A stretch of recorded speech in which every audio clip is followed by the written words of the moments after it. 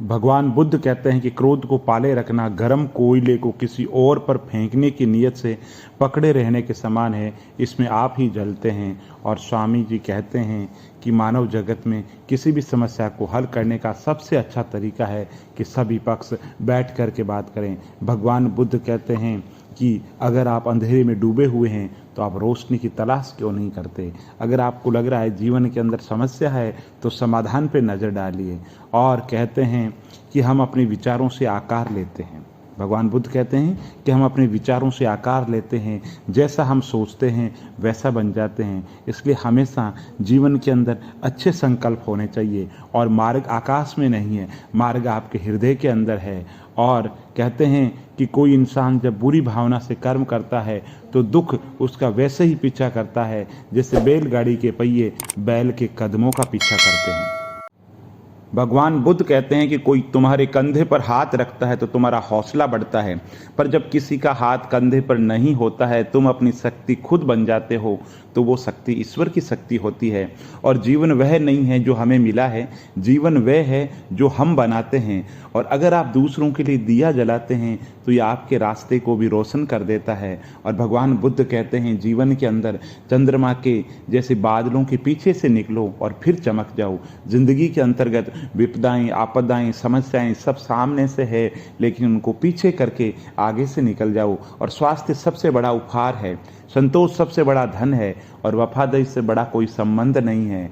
और जो व्यक्ति थोड़े में संतुष्ट रहता है, उससे सुखी, उससे खुश इंसान दुनिया के अंदर कोई नहीं है। और हजारों खोखले शब्दों से अच्छा वह एक शब्द है जो जीवन के अंदर शांति लेकर के आए।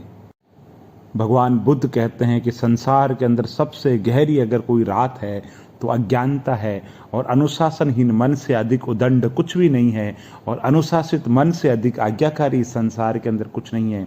और 1000 खोखले शब्दों से एक शब्द बेहतर है जो जीवन के अंदर शांति लाता है। और जीवन वो नहीं है जो हमें मिला है, जीवन वो है जो हम बनाते हैं। हम जैसा सोचते हैं हम वैसा बन जाते हैं। और एक पल एक दिन को बदल सकता है, एक दिन एक जीवन को बदल सकता है, और एक जीवन इस दुनिया को बदल सकता है। और अंत में ये 3 चीज़ें सबसे अधिक मायने रखती है। आपने कितने अच्छे से प्रेम किया, आपने कितनी पूर्णता के साथ में जीवन जिया, आपने कितनी गहराई से अपनी कुंठाओं को जाने दिया। देखते समय सिर्फ देखें, सुनते समय केवल सुनें, और महसूस करते समय केवल महसूस करें, और सोचते समय केवल सोचें। यही वास्तविक कर्म है और यही जीवन है। भगवान बुद्ध कहते हैं कि जीवन में हजारों लड़ाइयाँ लड़ने से और जीतने से अच्छा यह है कि तुम खुद पर विजय प्राप्त कर लो, फिर जीत हमेशा तुम्हारी होगी, इससे तुम्हें कोई नहीं छीन सकता। तो हजारों लड़ाइयाँ लड़ने की बजाय लड़ाई खुद से लड़ो, खुद पे जीत हासिल कर लो, पूरी दुनिया पे जीत हासिल कर लोगे। और भविष्य की चिंता, जो सामने है वे तो दिखता ही नहीं है, और जो है ही नहीं उसका हम विचार करते हैं, ये हमारी कैसी नादानी है। और जो मज़ा शांत रहकर चुप रहने में है वो शिकायत करने के अंदर नहीं है। और बुद्धि तो संदेह करती है, भरोसा करना केवल हृदय जानता है।